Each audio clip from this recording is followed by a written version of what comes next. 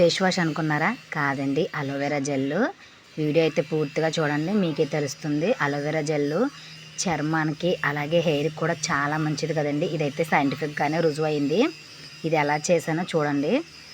First అయితే aloe vera మీడియంగా cut చేసుకోండి. ఇలా స్లోగా మీడియంగా కట్ చేసుకోండి.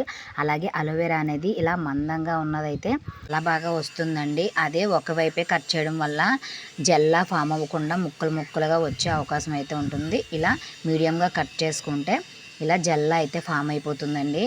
నేనైతే ముమ్మాయి ఫేస్ వాష్ డబ్బా అయితే క్లీన్ చేసి పక్కన పెట్టుకున్నానండి. మీరైతే ఏ ప్లాస్టిక్ డబ్బాలైనా స్టోర్ చేసుకోవచ్చు. నేనైతే ఇలా క్యాప్ ఓపెన్ చేసిన తర్వాత ఇలా ప్లాస్టిక్ డబ్బా అయితే బెండ్ అవుతుందని చెప్పి ఇలాంటి డబ్బా అయితే తీసుకున్నానండి. ఫిల్ చేసిన తర్వాత క్యాప్ అయితే క్లోజ్ చేసుకోండి. మీరైతే ఏ ప్లాస్టిక్ డబ్బా అయినా స్టోర్ చేసుకోవచ్చు. ఇది పాడవుతుందని డౌట్ ఏమన్నా ఉంటే కాస్త ఫ్రీజర్లో పెట్టుకోండి, అలాగని డీ ఫ్రిడ్జ్లో పెట్టకండి.